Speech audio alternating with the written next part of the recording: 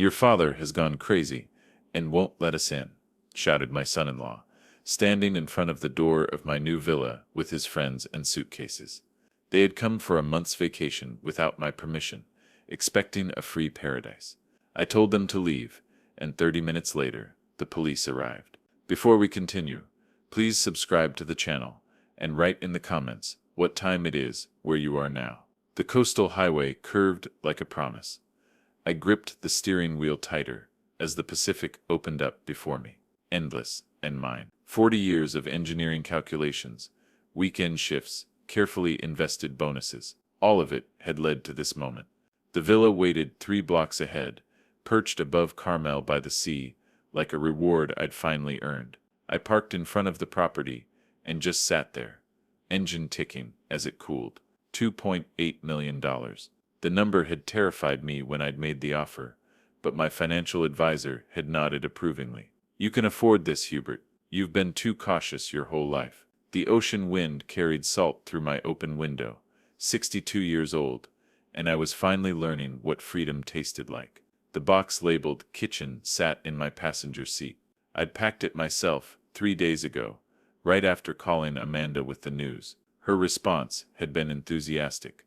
"Maybe too much so. That's incredible, Dad. Carmel, we should visit soon." I'd been pleased by her excitement, relieved she seemed happy for me, stupid in retrospect. I lifted the box and started up the walkway. The villa's cream-colored facade glowed in the late afternoon sun, windows reflecting gold. My keys jingled in my pocket. Actual keys to actual property I actually owned. Not a rental, not temporary. Mine.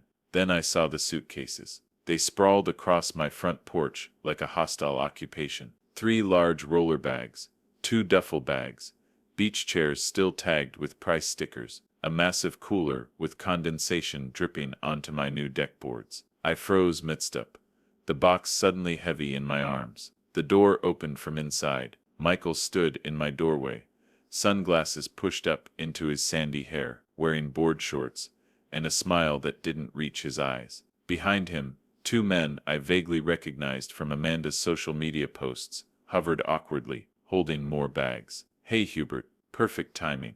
Michael leaned against my doorframe like he owned it. "We were just figuring out who gets which bedroom. Amanda said you wouldn't mind us crashing here for the month. Amazing place, by the way." My mouth opened. Nothing came out. The box trembled in my grip. "What are you talking about?" The words finally formed. "I never agreed to this. You need to leave." Michael's smile widened, but his eyes went flat. "Come on. Don't be like that. It's a huge place. 3 bedrooms, right? You won't even know we're here. Besides, Amanda already told everyone we'd be here." The 2 friends, Brandon and Kyle, I remembered now, shifted their weight, staring at the deck boards. One cleared his throat softly. They knew this wasn't right, but they'd come anyway. "This is my home." I set the box down carefully, afraid I'd drop it. "I did not invite you. You need to pack up and leave now." Michael's expression hardened. He stepped forward, filling the doorway, his 6-foot frame suddenly less casual and more threatening. "You're seriously doing this? After Amanda talked about how generous you are?" "Hold on, let me call her. She'll straighten this out." He pulled out his phone without waiting for my response. I could hear it ringing through the speaker. He'd turned the volume up deliberately. 3 rings. 4. "Michael." Amanda's voice cut through the ocean wind. "What's wrong?" "Hey babe. Yeah, we're here, but your dad's acting really weird. He's saying we can't stay." "What?" Her voice rose sharply. "Put him on." Michael extended the phone toward me, eyebrows raised in mock innocence. I didn't take it. He shrugged and tapped the speaker button instead, holding it between us like a weapon. "Dad, what is wrong with you?" Amanda's voice filled the space, sharp enough to cut. Michael said, "You're acting crazy. They drove 6 hours to get there. You're really going to embarrass me like this, after everything I've done for you, everything she'd done for me." The phrase hit like a slap. I tried to remember what exactly she'd done. Called on birthdays sometimes, invited me to dinners, where Michael dominated conversations about his latest business venture. Ventures that never quite materialized into actual jobs. "Let me pay for those dinners." "Amanda, I never agreed to this. You never asked. This conversation is over." "Over?" Her voice went shrill. You called the police on Michael, your own son-in-law. Wait, you're going to, aren't you? That's what this is? I hadn't mentioned police. The thought hadn't even formed yet. But now that she'd said it, the idea crystallized. If you do this, if you humiliate my husband like this, don't expect to be part of this family anymore. I mean it. Her breathing was rapid, angry. We were going to tell you something important this weekend, something that would have made you happy. But now, forget it. You just proved you don't deserve good news. Michael was watching me closely, calculating. Brandon had taken 2 steps backward. Kyle was staring at his shoes like they might offer escape. My jaw ached. I realized I'd been clenching it so hard my nerves hurt. 40 years of careful planning, of building a life, of trying to be a good father after Janet died.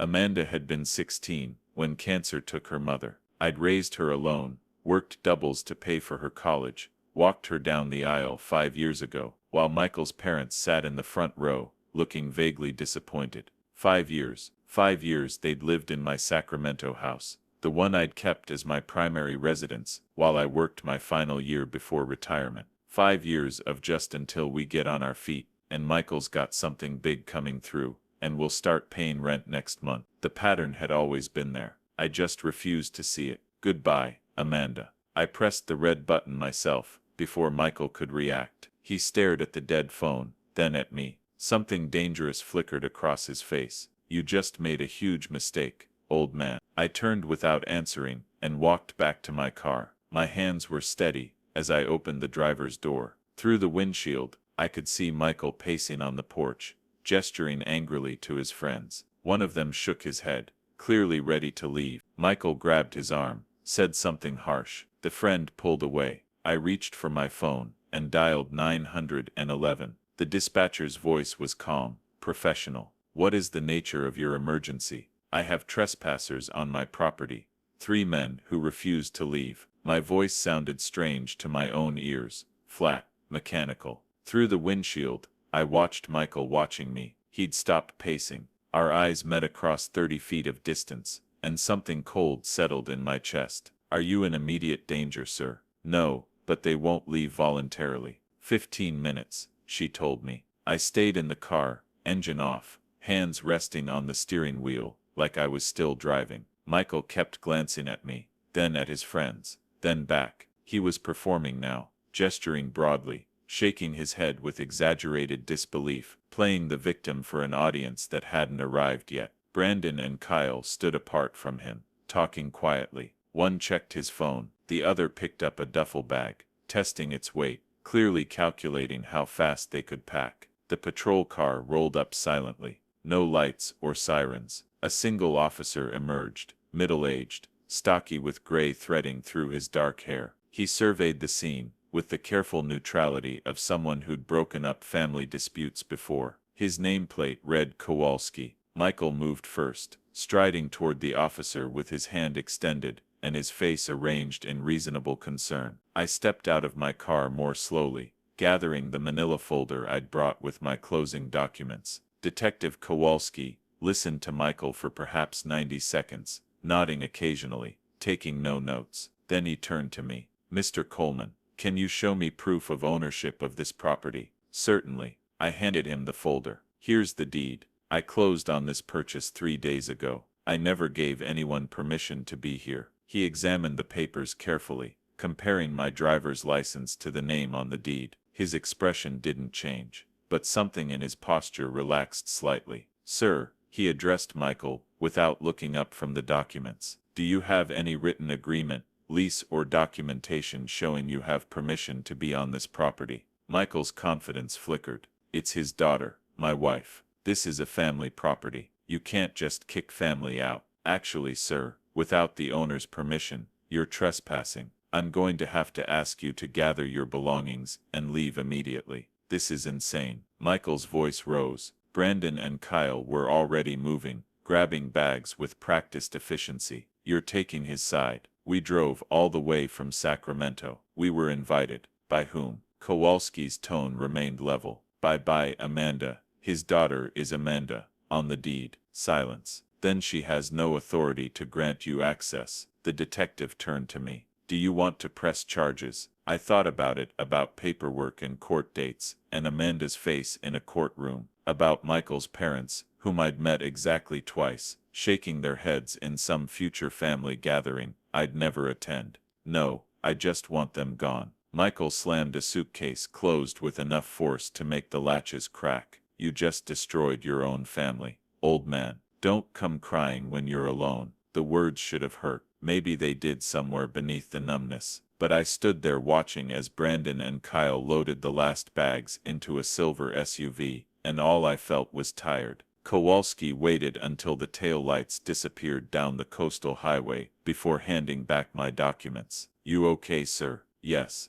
thank you. He nodded once and drove away. I stood on the porch, my porch, as the sun dropped toward the ocean. The air tasted like salt, and something sharper, like burnt bridges. I picked up the kitchen box I'd abandoned earlier, and carried it inside. The villa was exactly as the photos had shown. Hardwood floors, weighted ceilings, floor-to-ceiling windows framing the Pacific, empty except for the faint smell of cleaning products and new paint. I set the box on the granite counter and didn't open it. Instead, I sat on the leather couch the previous owners had left behind and stared at nothing. My phone rang at midnight. Amanda's name glowed on the screen. I almost didn't answer, almost let it go to voicemail, let her fury spend itself against silence. But decades of conditioning made my thumb hit the green button. How could you do this to us? No greeting, no preamble, pure rage. You called the police on Michael, your own son-in-law.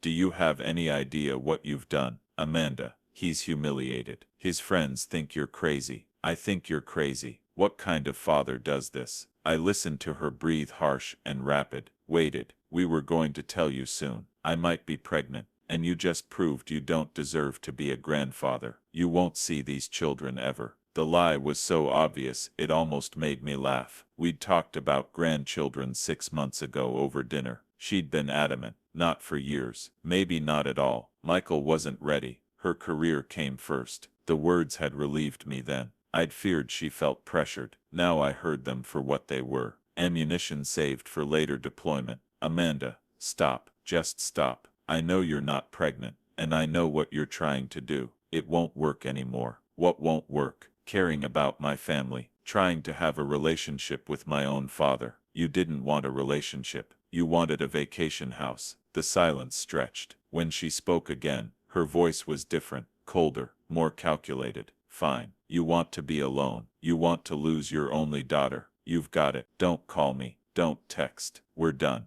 Goodbye, Amanda. I ended the call before she could. The screen went dark.